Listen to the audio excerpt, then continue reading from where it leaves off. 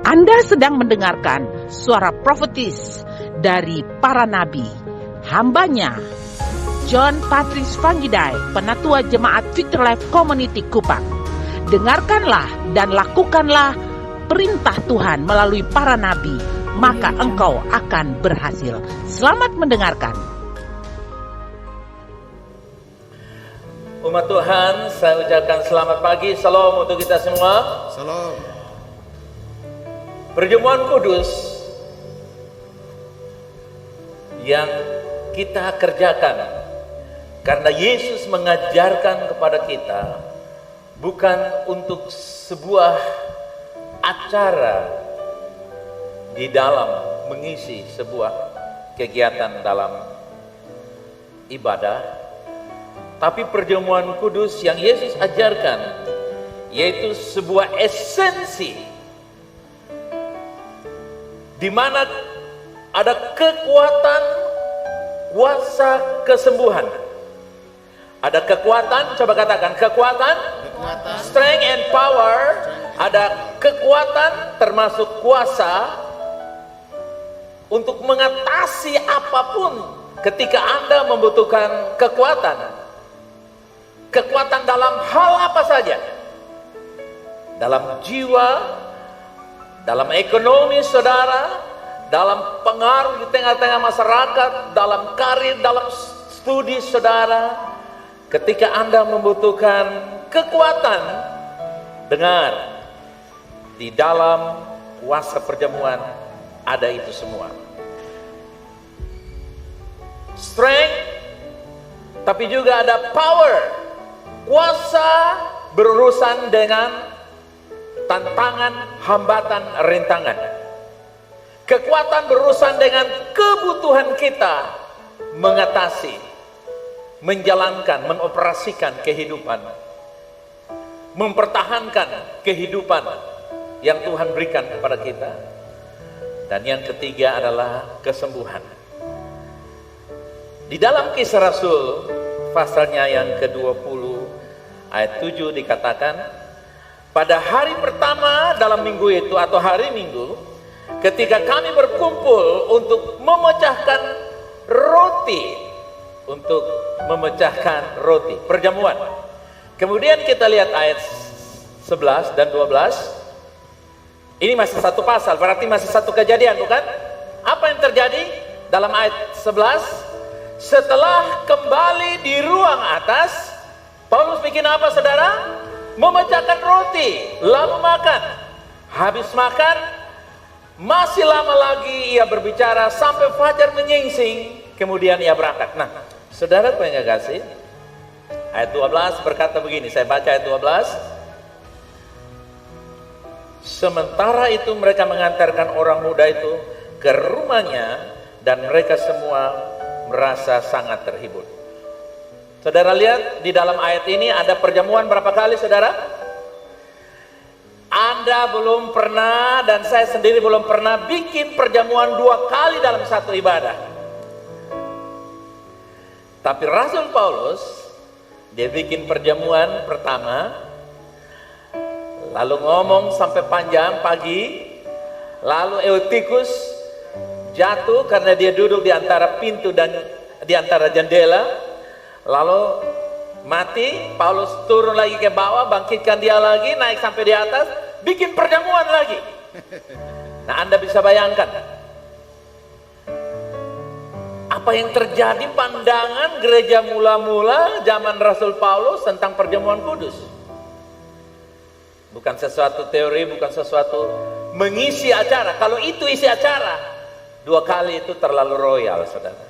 Tapi sebenarnya ada esensi yang Paulus mau ajarkan kepada gereja mula-mula, kepada kita hari ini. Dalam 1 Korintus pasal 11, dia menulis, keluarkan saja kecil di bawah, nanti saya baca aja dari sini. Sebab apa yang telah kuteruskan kepadamu, telah kuterima dari Tuhan.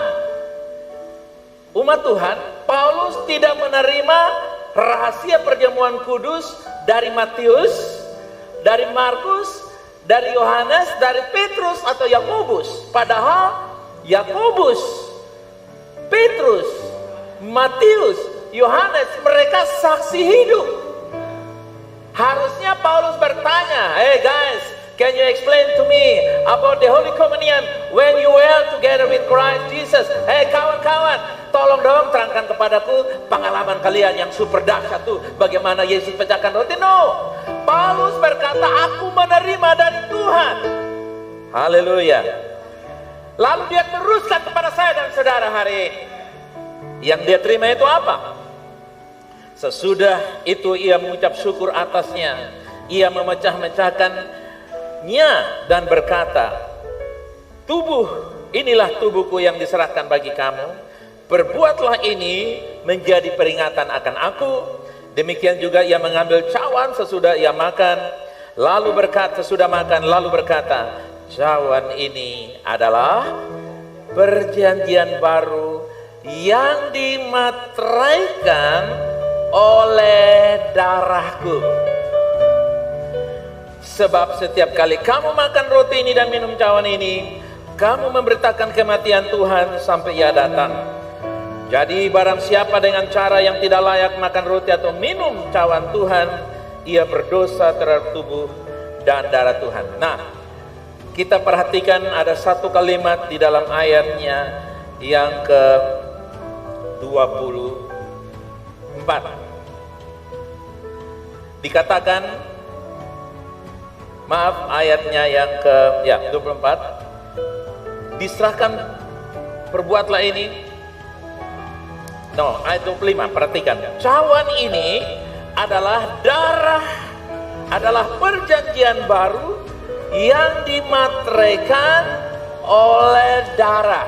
Oke, coba saudara bayangkan kata materai. Anda boleh bikin proyek, boleh bikin tanda tangan uang miliaran bahkan triliun. Kalau tidak ada materai, maka itu tidak sah. Dengar, yang Paulus terima dari Yesus rahasia tentang perjamuan kudus, darah Yesus adalah sebuah misteri, sebuah proses di mana menghadirkan mujizat. Itu bukan karena kita berusaha untuk memaksakan dengan berdoa, berpuasa, menjaga kekudusan, menahan hidup ini dari segala macam emosi, lalu mujizat terjadi. Tidak. Mujizat itu terjadi karena ada materai. Materainya oleh apa? Darah Yesus. Jadi mujizat terjadi secara proses itu sangat baik. Saudara tahu? Kesembuhan melalui dokter, ya saya percaya. Lewat medis, obat-obatan, ya saya percaya. Atau ada pengobatan herbal, oke, saya percaya. Tapi saya juga akan lebih percaya kesembuhan di dalam tubuh Yesus dan darah Yesus. Saudara lihat, penyembuhan yang terjadi supernatural dalam sekejap terjadi, itu baik. Tapi tidak membuat orang setia dengan Tuhan. Orang hanya menjadikan Tuhan alat penyembuh bagi mereka. Karena sekonyong-konyong penyembuhan terjadi. Tapi penyembuhan karena Anda mengalami proses makan tubuh Tuhan dan minum darah Tuhan. Itu sebuah proses. Kalau saya sebut ada pencairan dana, maka saya sebut juga ada perwujudan mujizat yang terjadi dari waktu ke waktu, sehingga pada waktu Anda menjadi sembuh karena proses yang terjadi karena waktu, begitu Anda sehat dan kuat, imanmu sudah naik, kasihmu kepada Tuhan semakin kuat, dan sekalipun ada goyangan dan rintangan hambatan, imanmu tidak akan goyah. Kenapa? Karena dalam proses penyembuhan ada unsur waktu, kesetiaan, ketekunan, dan percaya. Entah siang, entah malam, entah dalam keadaan apa, dalam krisis, dalam kritis, Anda sudah melihat kesembuhan itu terjadi. Dan saudara, kesembuhan yang terjadi karena proses dari Tuhan, itu tidak akan terjadi mengulang kembali. Karena apa yang Tuhan kerjakan baik adanya. Hanya satu hal, yaitu serangan balik. Begitu Anda sehat, tiba-tiba rasa mual datang, rasa sakit di sana, di sini, pada bagian itu biasa, serangan balik. Tapi tadi kita menyanyikan sebuah lagu, musuh menghadang, kita akan terobos. Haleluya. Nah, perjamuan kudus sebagai peringatan Tuhan bahwa Tuhan mengasihi kita. Karena Tuhan mengasihi kita, maka kita juga mengasihi Dia, karena Dia lebih dahulu mengasihi kita. Nah, Bapak Ibu, salahkah Anda kalau Anda selalu ingat-ingat orang yang Anda kasihi? Suami, bersalahkah Anda? Agamawikah Anda? Apakah itu tradisi yang membosankan kalau Anda selalu ingat istrimu, di mana-mana istrimu, di mana-mana ada suamimu, suami istri, papa dan mama? Salahkah Anda kalau Anda selalu ingat anakmu yang pertama, kedua, ketiga, cucumu? Apakah itu salah? Itu tradisi? Bukan. Apa yang kamu ingat, tanda bahwa engkau mencintai. Peringatkan, dikatakan sebagai peringatan akan aku, artinya waktu kita lakukan perjamuan kudus, Anda mengingat Tuhan lebih dulu mengasihi Anda. Haleluya. Ketika Anda sadar bahwa Dia lebih dulu mengasihi Anda, dengar baik-baik, Tuhan tidak tega melihat engkau diikat oleh penyakit, apalagi penyakit turunan. Maaf, dengar, Tuhan tidak tega melihat orang yang dikasihinya diikat oleh utang piutang, persoalan, stres, frustrasi. No. Dengar, pada waktu Anda mengingat karya Kristus, peringatan akan Tuhan menjadi sebuah iman untuk menghadirkan kesembuhan, mujizat terjadi dalam hidup saudara. Perjamuan kudus yang layak adalah mengingat bahwa dosa-dosa kita sudah diampuni. Seringkali orang bilang begini, saya tidak bisa ikut perjamuan kudus hari ini sebab tadi malam bertengkar terlalu sengit. Minggu lalu dosa begitu banyak, akhir tahun yang lalu dosa begitu banyak, sehingga saya mesti tutup 1 tahun ini tidak perjamuan supaya impas. Nanti akhir tahun ini lagi baru saya mulai perjamuan. That's keliru. Yang dimaksudkan mengingat itu artinya apa? Dosa lalumu, dosa hari, the past sin, today sin, present sin, and future sin. Dosa lalu, hari ini dan akan datang sudah disucikan di dalam karya Yesus di atas kayu salib. Itu yang kamu ingat. Dan bayangkan, kalau kamu ingat bahwa pernah diberitahukan secara resmi, utangmu 100 juta, 10 juta, 1 miliar sudah lunas. Tiap kali kamu ingat, kamu menjadi muda dan segar kembali. Pada waktu kamu ingat dosamu diampuni, engkau kuat, engkau bangkit, dan engkau lebih mengasihi Tuhan. Nah, jadi saudara, perjamuan kudus yang layak itu begitu. Bukan datang perjamuan kudus sambil menangis, bantingmu sampai baju putihmu jadi hitam, gara-gara air matamu campur dengan air dari hidung, lalu berkata sudah puas. No. Perjamuan kudus katakan, dosa lalu saya hari ini akan datang sudah diampuni.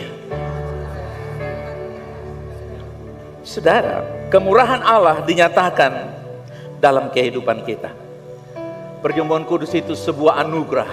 Harusnya kita yang sengsara di sana, tapi oleh anugerah dan kebaikan kita mendapatkan kemurahan. Katakan, bukan saya yang menderita, tapi Tuhan menderita ganti saya. Yes. Bukan kita, tetapi Tuhan. Amen. Perjamuan kudus yang sebenarnya memberitakan kematian Tuhan. Artinya apa? Ketika kita lakukan perjamuan kudus, kita ingat Tuhan. Kematian Tuhan membuktikan bahwa Dia mengalahkan musuh. Ketika Tuhan mati, musuh dikalahkan. Jadi pada waktu kita perjamuan, Anda ingat, persoalanmu sudah dikalahkan, penyakitmu sudah disembuhkan, utangmu sudah lunas dibayar, perkaramu sudah dimenangkan. Dari ujung rambut sampai telapak kaki, you are well. Engkau utuh. Saya jangan takut bahwa nanti kalau saya sakit lagi, nggak apa-apa. Anda bisa mati 120 tahun tanpa penyakit. Amin.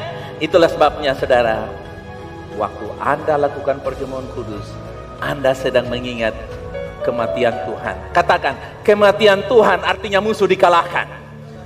Yes. Perjamuan itu fokus kepada apa yang Tuhan sudah kerjakan bagi kita di dalam tubuhnya. Kesembuhan, kemakmuran, kemenangan, sukacita, damai sejahtera, kelimpahan sudah terjadi, kesuksesan sudah terjadi. Jadi pada waktu Anda alami perjamuan, Anda harus lakukan itu dengan sebuah jiwa yang tenang, karena Anda sudah mengalami semua yang Tuhan kerjakan dan mengalami lagi. Anggur itu ditumpahkan adalah darah Yesus yang tercurah agar dosa kita disucikan. Roti yang dihancurkan adalah tubuh Yesus yang dihancurkan supaya tubuh kita menjadi sembuh, sehat, dan semakin sehat. Tujuan perjamuan kudus yaitu mengingat apa yang dikerjakan Tuhan bagi kita. Artinya, Anda bisa lakukan perjamuan kudus 3 kali 1. Seperti obat, Anda makan 3 kali 1. Perjamuan kudus. Paulus tadi bikin perjamuan berapa kali? 2 kali. Oh, Pak, ini mesti pendeta datang. Dan bayangkan saya atau penatua yang lain mesti layani dari rumah ke rumah. Gara-gara jemaat bikin perjamuan 1 hari 3 kali. Telerlah kita. Agamawi yang mengajarkan perjamuan kudus dipimpin oleh seseorang. Tapi Alkitab saya berkata, tiap kali kamu memakannya. Berapa kali saudara? Tiap kali, berarti biar tiap sore, tiap siang, tiap malam. Tergantung dari intens persoalan. Semakin utangnya besar, semakin banyak makan perjamuan. Haleluya. Semakin penyakitnya membahayakan, semakin makan banyak perjamuan. Semakin tantangan tinggi besar, semakin makan perjamuan. Artinya apa? Mengakui Tuhan berperang ganti engkau. Amen. Itu perjamuan kudus. Jadi di rumah saya tadi pagi sebelum saya datang, saya sudah perjamuan kudus sendiri. Karena saya berurusan dengan Tuhan. Saya mau mengalami Tuhan. Anda tidak bisa dibatasi dengan cara apapun. Tiap kali kamu mengingat. Berapa kali kamu mengingat? Berarti Anda bisa lakukan kapan saja. Dimana. Ada orang yang bawa perjamuan kudus dari Amerika ke Taiwan. Dan datang di Taiwan, papanya tidak bisa bernapas karena ususnya sudah melekat. Dia punya ginjal sudah tidak berfungsi lagi. Waktu dia makan perjamuan kudus, minum anggur dan roti. Bahkan roti tidak bisa masuk lagi. Hanya diremah-remah kasih di bibirnya. Lalu anggur pun hanya kasih di tisu lalu ditetes. Pada waktu habis perjamuan, dia mengeluarkan cairan 500 mililiter. Kenapa? Mujizat terjadi dalam ginjalnya. Haleluya. Ada orang yang retinanya, matanya sudah total, tidak bisa lihat sama sekali, vonis dokter. Dan yang lebih mengerikan, orang ini sudah tidak punya asuransi untuk beli kacamata dan berobat mata. Lalu dia dengar tentang kuasa perjamuan. Sekali makan perjamuan, percaya tubuh Yesus dihancurkan sampai matanya utuh. Darah Yesus ditumpahkan supaya dia menjadi orang benar. Retinanya waktu periksa minggu berikut, dokter bilang, ibu, matamu sudah sehat total. Saudara, setiap orang dan keluarga dapat melakukannya. Perjamuan kudus dapat bekerja dalam segala keadaan. Haleluya, amen. Keadaan apa saja, dalam segala keadaan. Sakit, penyakit, kondisi apapun. Utang yang melilit, kredit yang macet, proyek yang bermasalah, rumah tangga yang bermasalah, hubungan yang bermasalah, anak-anak yang bermasalah, binatang piaraan yang bermasalah, kebun pertanian yang bermasalah. Semua aspek kehidupan kita, perjamuan dapat mengatasinya. Itu adalah pengertian yang benar. Ketika Anda memiliki pengertian yang benar, Anda dapat kepercayaan yang benar. Ketika Anda punya kepercayaan yang benar, tindakanmu benar. Dan hasilnya tidak akan pernah mengecewakan dari sebuah tindakan yang benar. Nah, perjamuan kudus memberi penyembuhan, pemulihan, perlindungan atas hidup kita. Hidup yang rusak, hidup yang patah, hidup yang hancur dipulihkan dalam kondisi apapun.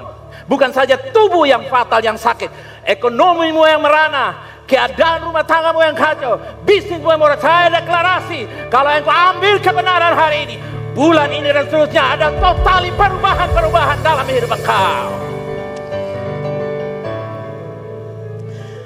Tuhan tersalib itu membuat keadilan. Keadilan Allah nyata di atas kayu salib. Kekudusan Allah terpuas di atas kayu salib. Keadilan dan kekudusan Allah terpuas di atas kayu salib. Darah Yesus yang tercurah memuaskan keadilan hati Allah dan kekudusan Tuhan, dan tuntutan Tuhan kepada manusia telah terpenuhi, sehingga Tuhan tidak lagi menghukum manusia yang percaya kepada Yesus, kecuali sebaliknya Tuhan membenarkan, menyembuhkan, memulihkan, memberkati, dan memberikan kedudukan bersama dengan Dia memerintah bangsa-bangsa sebagai raja-raja. Darah Yesus memuaskan hati Allah atas nama kita. Coba katakan sama-sama. Darah Yesus memuaskan hati Allah atas nama siapa? Sebutkan keluargamu, sebutkan pelayananmu, sebutkan bisnismu, sebutkan persoalanmu. Haleluya. Kita lihat video yang satu ini.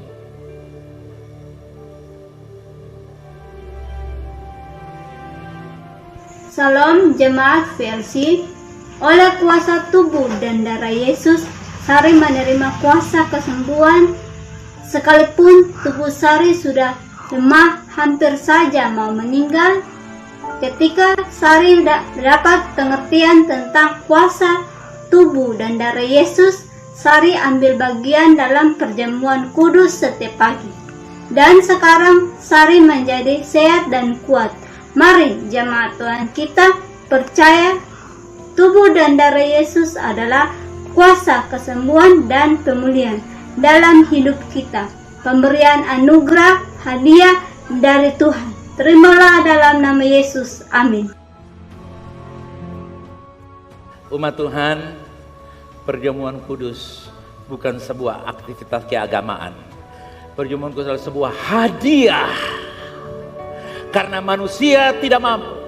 Dengar, minggu ini kita dikejutkan dengan pemberian seseorang untuk COVID-19 di Sumatera Selatan 2 triliun rupiah. Dengar, Yesus memberikan kepada kita hadiah lebih mahal dari dunia dan segala isinya. Peganglah roti perjamuanmu pagi hari ini. Ambillah roti perjamuanmu pagi hari ini, dan kita akan menerima dengan duduk ataupun berdiri adalah bagian saudara. Tapi pagi hari ini, haleluya, Sari Otemusu sudah bosan masuk keluar rumah sakit. Dan sebagai penatua kami sudah keliling, saudara kekasih. Bosan di rumah sakit Siloam, masuk rumah sakit umum dan pengobatan sana sini. Satu hari Tuhan ingatkan, sebelum saya doa pagi, Tuhan bilang bawa perjamuan, kasih dia perjamuan kudus. Jam 5 saya turun di rumah sakit, saya mampir sebentar, saya bilang, Sari bisa makan, susah makan, obat semua nggak bisa makan. Saya bilang, silakan perjamuan. Anda melihat kesaksian tadi bukan? Kalau Sari Otemusu, Tuhan tolong, VLC yang lain Anda bisa dan mengalami mujizat.